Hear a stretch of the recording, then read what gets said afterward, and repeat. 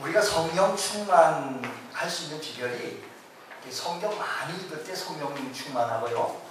기도 많이 할 때 성령 충만합니다. 또 찬송을 열심히 더 하면 또 성령 충만해요. 아니 찬송을 해도 성령 충만해지고요. 들어도 성령 충만해요. 은혜 같아요. 여러분 기도하고 성경 많이 읽고 기도 많이 하고 찬송 많이 할 때 하나님의 영이 충만하게 되어지는 줄 믿으시기를 바랍니다. 할렐루야. 우리 성경에 보면 이렇게 주님께서 제자들과 함께 놀라운 사건 중에 하나가 예수님께서 3명의 제자, 물론 다른 제자도 있었지만 아마도 준비가 되어져 있지 않았나. 그래서 준비된 사람만 데리고 예수님께서는 어느 산에 올라갔는데 그곳에서 예수님께서 변형하셔서 그들이 너무 희열과 너무 좋아가지고 초박셋을 질 때 하나는 주를 위하여, 하나는 모세를 위하여, 하나는 엘리야를 위하여 우리 여기서 삽시다 라고 하는 얘기였습니다. 자, 이렇게 얘기하기에 앞서서 예수님께서는 세상 사람들이 나를 뭐라고 하느냐라고 물었더니 뭐 이런저런 얘기 끝에 그러면 베드로가 얘기하기를 주는 그리스도시요 살아계신 하나님의 아들입니다 라고 하는 이 신앙 고백을 듣고 이제 때가 됐다라고 판단하시고 장차 내가 십자가에 달려 고난당하실 것을 말씀하게 되어진 것입니다. 그렇게 말씀하게 되어졌더니 이제 많은 고난을 받고 장로들과 대제사장들과 서기관들에게 버림받아 죽임을 당하고 사흘 만에 살아나야 할 것을 비로소 그들에게 알려준 겁니다. 그러니까 지금 누구에게 알려줬다고요? 그들이라고 한다면 제자들에게 알려준 거죠. 베드로의 강력한 반대를 꾸짖으시고 한 걸음 나가서 주님 그렇게 하지 마시오.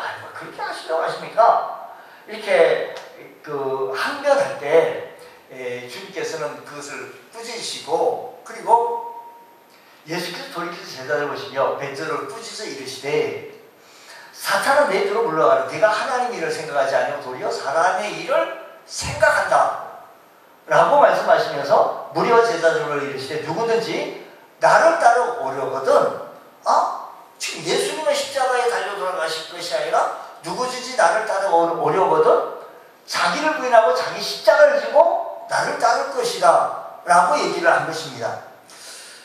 자, 이 말씀을 들은 제자들은 마음이 어떠했겠습니까? 예수님만 십자가에 달려갔을 것이 아니라 우리들도 달린다고? 한마디로 그들은 충격이었을 것입니다. 말로 다 할 수 없는 낙담과 절망을 맛보고 아마 절망이 있을 거예요. 그 일어난 사건 6일 후에 2절 우리가 함께 읽었던 2절 말씀 보면 이렇게 얘기했어요. 엿새 후에 며칠 후에요? 엿새 후에 예수님께서 베드로와 야고보와 요한을 데리고 따로 높은 산에 올라가셨더니 그들 앞에서 변형되셨다라는 것입니다. 그러니까 엿새 후에 그들 근심 속에 있는데 변형되는데 갑자기 예수님께서 제자들 중에 이렇게 변형돼서 보여주셨으니 보여주는 가운데도 또 하나님께서 이스라엘 백성을 대표해서 모세를 신의 산에서 부르셨던 그 말씀처럼 예수님께서 이 산 위에서 이 3명의 제자들에게 놀라운 일을 보여주셨습니다. 산에 오르실 때 모습이 아니라 이 놀라운 모습을 보고 변형되어진 모습이 너무 희열이 넘치는 겁니다. 어디서 나타나시는지 모세와 엘리야가 또한 나타나게 되어진 것입니다. 변화되신 예수님과 또한 대화를 나누시는 겁니다.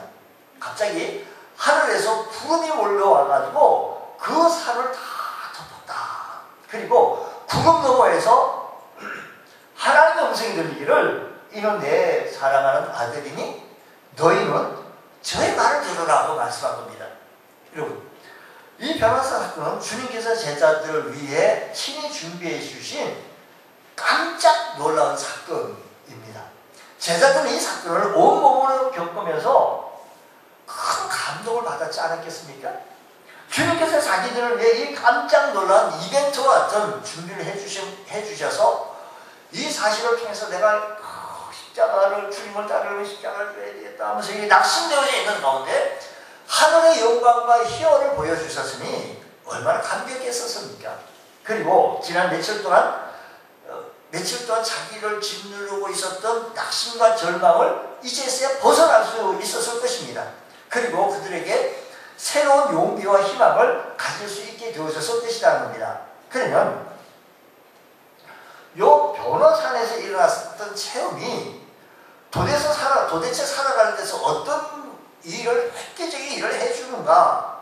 주님께서 제자들을 위해서 준비하신 일이 과연 무엇일까? 이 일들을 통해서 우리에게 주는, 오늘날 우리에게 주는 메시지는, 교훈은 무엇일까? 라는 물음을 가지고 오늘 이 복음 말씀을 다시 한번 재점검해보면 우리에게 큰 은혜되는 말씀을 우리 찾아보자고 하는 겁니다. 자, 그러면 오늘 2절, 3절 말씀 보면 예수님께서 산 위에 오르사 3명의 제자들 앞에서 갑자기 그 모습이 변형되셨다는 겁니다. 특히 예수님의 옷이 까매졌을까요? 휘어졌을까요?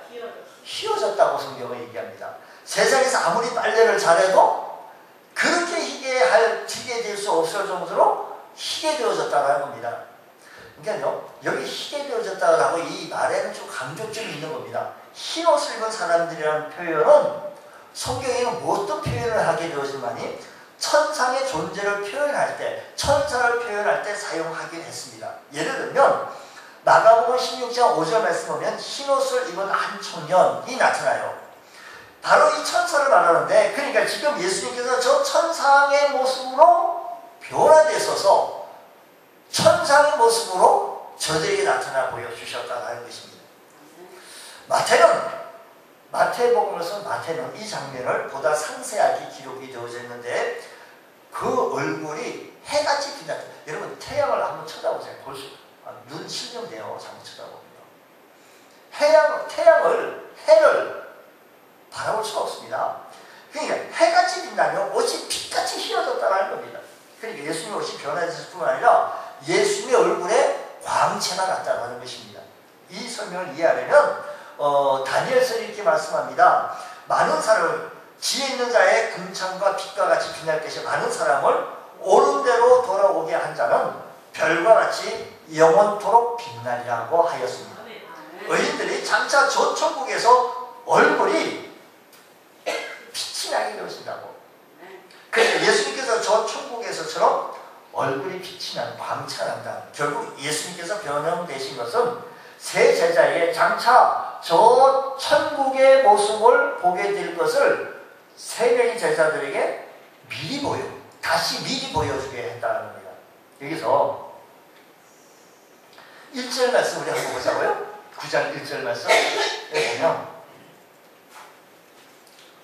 자, 그걸 같이 읽는 게 좋을 것 같아요. 자, 시작. 또 그들에게 이르시되 내가 진실로 너에게 이르노니 여기 섰는 사람 중에는 죽기 전에 하나님 나라가 권능으로 임하는 것을 볼 자도 있느냐 라고 말씀하시면서 2절에 이렇게 변형되신 모습을 보여주셨다고 한다면 천국의 모습을 미리 3명의 제자에게 보여준 겁니다. 여기서 예수님께서 낙심 중에 있는 제자들에게 이 땅에서 장차 임하게 될 하나님 나라를 미리 보게 될 사람들이 있을 것이라는 것을 약속해 주시면서 말씀해 주신 거거든요.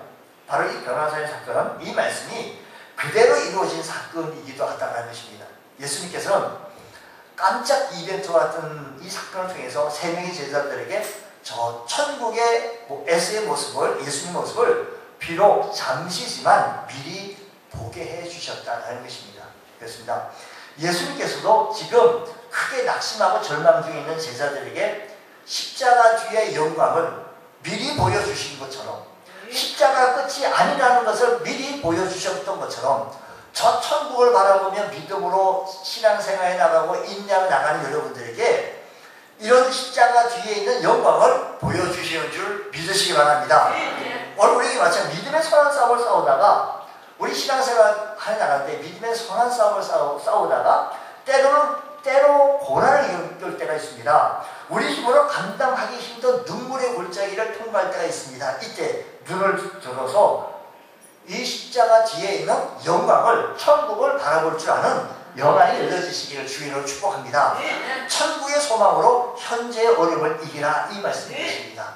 오늘 그들은, 제자들은요, 우리도 십자가를 지라라고 하니까 얼마나 낙심되고 힘들고 고난이 있습니까? 그러나 주님께서는 이 현재의 어려움을 주님께서 저들에게 보여주면서 이 현재의 어려움을 천국의 소망으로 이겨나가라는 것이죠. 오늘 우리 시대에 살아가는 여러분들, 믿음 생활하는데 얼마나 힘듭니까? 어렵습니까? 신앙생활을 하는데 열심히 부지런해야 합니다. 직책을 가면 또 싫어합니다. 조금만 더 하십시오라고 직책을 가면 왜 이렇게 힘이 드냐고, 부담이 된다고, 어렵다고, 힘들다고 얘기합니다. 근데 이 땅에서 맛보는 즐거움은 잠깐이면 지나갑니다. 그래서 저 영원한 천국을 소망하며 이 땅의 즐거움에 미련을 두지 말고, 이 땅에 겪는 고통 역시 잠깐 지나간다는 사실을 알아 저 영원한 천국을 소망하며 이 땅의 고통을 이겨낼 줄 아는 믿음의 권속이 되으실 때, 오늘도 우리들의 삶의 현장 속에서 어렵고 낙심되고 힘들고 이런 부분들을 저 천국을 바라보며 십자가 뒤에 있는 영광을 바라보며 이겨낼 줄 아는 주의 성도들 되어지시기를 주의 이름으로 축원합니다. 예수님께서는 모세와 엘리야와 대화를 하셨다는 겁니다. 4절 말씀 보십시다. 우리 다시 읽습니다. 시작. 이에 엘리야가 모세와 함께 그들에게 나타나 예수와 더불어 얘기했다는 겁니다. 세 제자 앞에 모세와 엘리야가 나타났고 변형 대신 예수님과 두 사람이 함께 대화를 했다는 것이죠. 정말 깜짝 놀랄 만한 사건입니다. 모세는 그 시대부터 1500년 전의 사람이고 엘리야는 900년 전의 사람인데 이 두 사람이 나타나서 예수님과 대화를 나누신 겁니다. 베드로는 너무 놀라서 이 세 사람을 위해 초막 셋을 짓겠다는 것입니다. 하나는 주를 위하여, 하나는 모세를 위하여, 하나는 엘리야를 위하여 짓자라는 것입니다.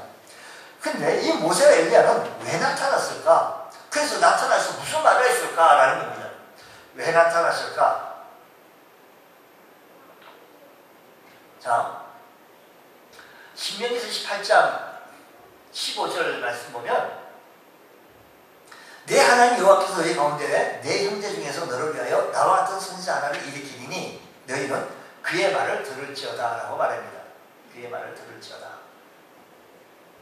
장차 이스라엘 백성들 가운데 메시아가 일어날 것인데 그는 모세와 같은 영적 지도자라는 것인데, 그러니까 모세는 이스라엘이 고대하는 메시아의 원형이라는 겁니다. 지금 이 순간에 모세가 나타난다는 것은 율법이 약속해온 메시아가 바로 그 예수님임을 말해주고 있는 것입니다. 그러니까 모세는 율법을 대표해서 예수님께서 메시아라는 점을 증언해 주기 위해서 모세가 나타나게 되었을 것이고, 엘리야가 왜 나타났을까? 구약의 예언을 대표하는 사람이 엘리야입니다. 모세는 뭐를 대표하는 사람이라고요? 율법을 대표하는 사람이라고요? 잘 듣고 계시죠? 예. 모세는 뭘 대표한다고요? 율법을 대표해요. 엘리야는 구약의 예언을 대표하는 사람입니다. 그래서 말라기 4장 5절 말씀 보면 보라, 여호와의 크고 두려운 날이 이르기 전에 내가 선지자 엘리야를 너희에게 보내리니 라고 했습니다. 장차 엘리야는 메시아의 선구자로서 메시아의 도래를 알릴 것을, 메시아가 오게 되어진 것을 알릴 것이라는 것을 엘리야는 예언의 대표자로서 메시아가 도래되어짐을 알리는 메신저의 전형의 모습이 엘리야예요. 지금 이 순간에 엘리야가 나타난다는 것은 예언이 일관되어진 것처럼 전해졌던 장차 오실 메시아가 바로 예수님임을 증거해주고 있다는 것입니다. 그러니까 엘리야는 예언을 대표해서 예수님께서 메시아라는 점을 증언하기 위해서, 예수님의 메시아임을 증언해주기 위해서 엘리야를 나타내 보여주셨다는 사실을 기억할 때, 이렇게 볼 때 변화산에서 모세와 엘리야가 등장하여서 예수님과 말씀을 나누신 장면은 제자들로 하여금 예수님은 일관되어지게 성경에 약속되어졌던 그 메시아가 누구라고? 예수님이라는 것을 말해주고 있다는 것입니다. 증명해주고 있다는 것입니다. 그렇다고 한다면 율법을 대표해서 모세가 나타났고 예언의 말씀을 사람을 대표해서 엘리야가 나타내 주셔서 일관되어지게 그분이 예수님, 메시아 오실 분이 그 예수님이 그분 메시아가 예수님이라는 것을 말해주고 이어서 말씀하시기로 그럼 그들이 지금 무슨 얘기를 했는 거예요? 지금 성경 기자는 무슨 얘기를 이렇게 받아 무슨 얘기 듣고 와 해서 이렇게 적은 건 아니잖아요. 뭔가 대화를 했는데 그 대화가 뭐냐라는 겁니다. 엘리야가 어떤 대화를 하는가? 그래서 우리 여기 마가복음 말고 누가복음 9장 31절 말씀 보게 되어지면 대화 내용을 간략하게 기록을 했어요. 자, 영광 중에 나타나서 자, 시작. 영광 중에 나타나서 장차 예수께서 예루살렘에서 별세하실 것을 말씀하세요. 무슨 얘기를 다루었다고요?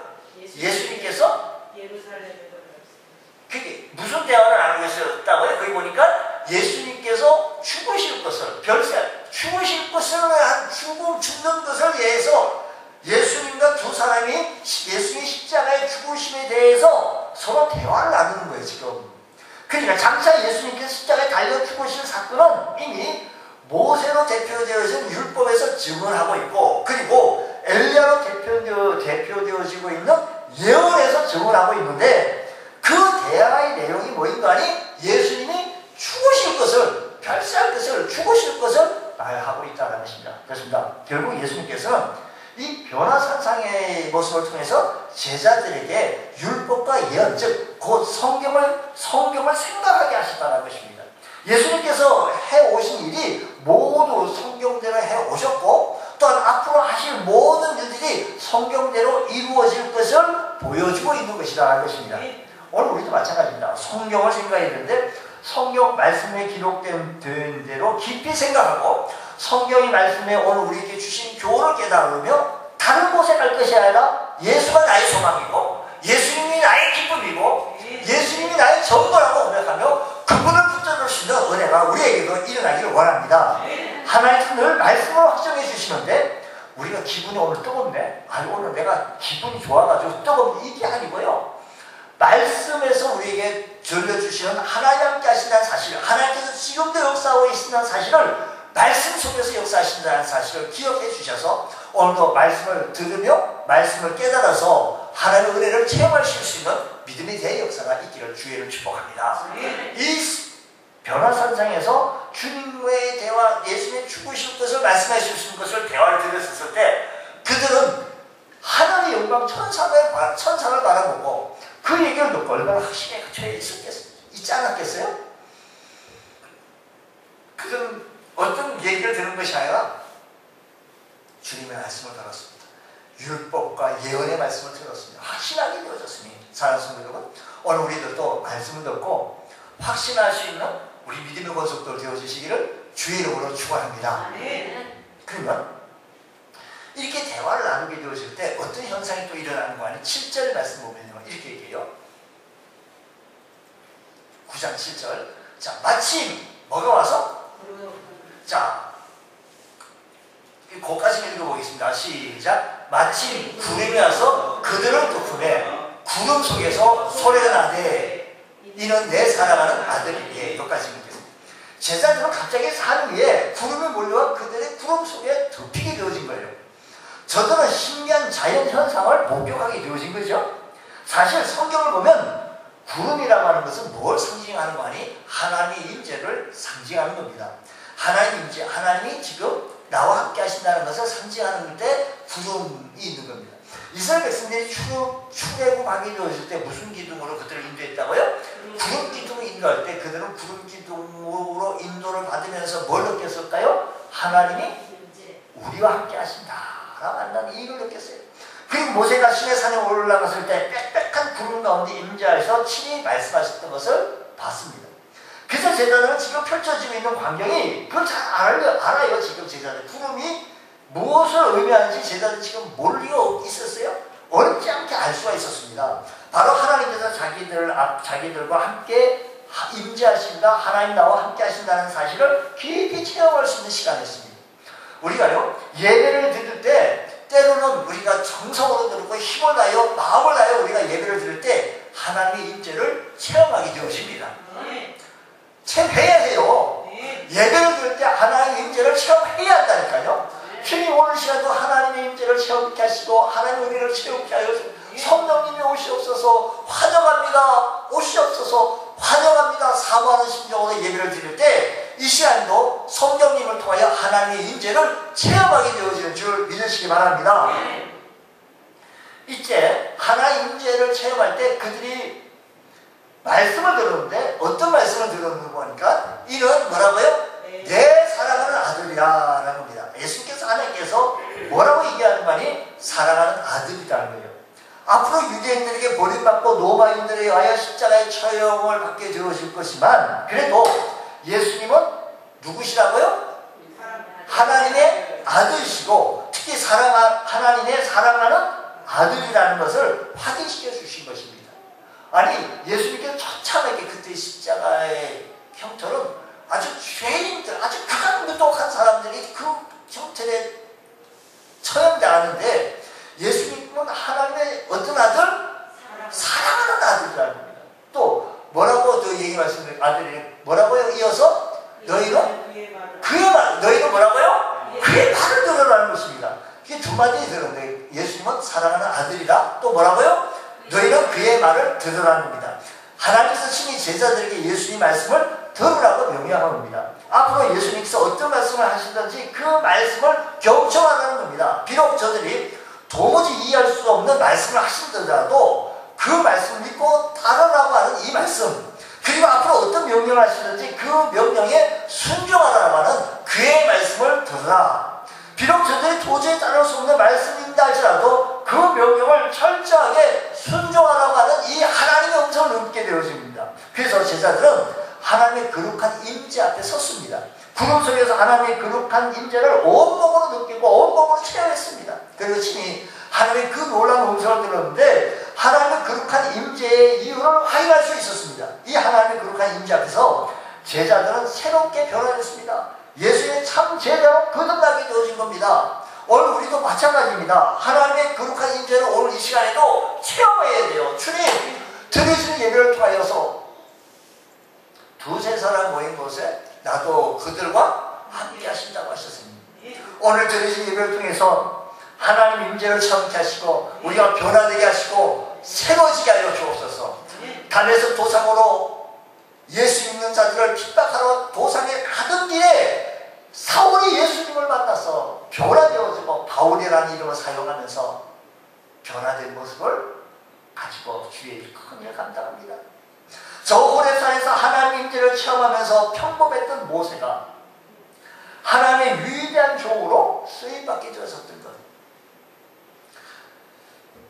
사랑하는 여러분, 우리 이 시간에요, 예배 드릴 시간에만 우리가 하나님의 임재를 체험할 것이 아니라 우리 매일의 삶 속에 주방에서도 길을 가면서도 직장에서도 아이를 돌보면서도 어디 있든지 우리는 하나님의 임재를 체험할 수 있도록 원하시고 바라시고 기도하시고 하나님의 임재를 사모하실 수 있는 우리 모두가 되어지길 원합니다. 우리가 하나님의 임재를 체험하게 되어지면 우리는 좀 달라져요.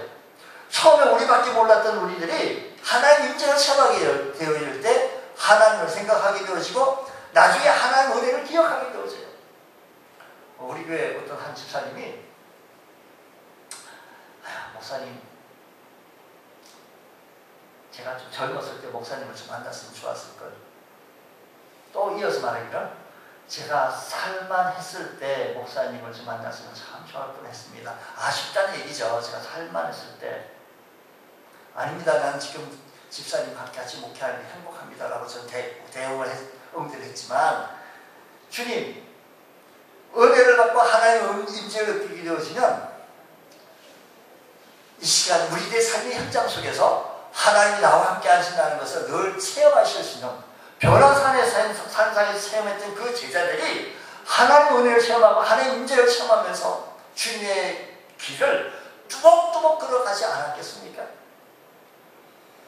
한마디 더 한다면, 목사님 제가 젊었을 때 좀 삶이 좀 좋았을 때 목사님을 만났으면 좀 많이 도와드렸을 텐데 건축이 다 끝난 다음에 와가지고 죄송합니다 뭐 이렇게 말씀을 해서 좀 그 말에 좀 감동을 받았어요. 얘가.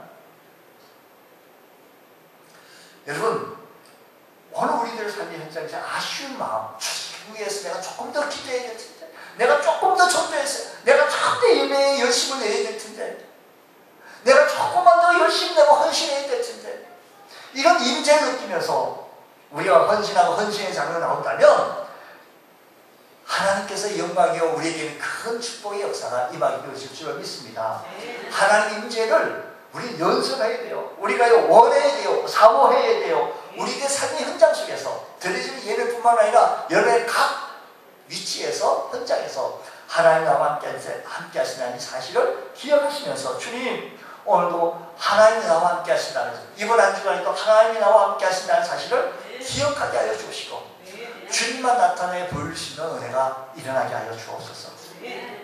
하나님의 인지를 체험하시면서 승리하신 여러분들 다 되시기를 주의 이름으로 축원합니다. 기도하겠습니다. 하나님 아버지 감사합니다. 저희들에게 큰 은혜를 보내주셔서 날마다의 삶의 현장 속에서 저 새 제자처럼 하나님의 인재를 경험하고 하나님의 역사하심을 경험하고 천국을 경험한 것처럼 우리의 삶의 현장 속에 가정 천국을 이루며 내 삶의 천국을 이루며 하나님 나와 함께 하신 것을 체험하며 누릴 수 있는 믿음의 혼석들 되어지게 하여 주시옵소서. 주 안에서 강건케 해 주시고 말씀 속에서 강건해지는 귀한 은총의 은혜가 일어나게 하여 주옵소서. 주님 함께 하여 주옵소서. 예수님 이름으로 기도드립니다.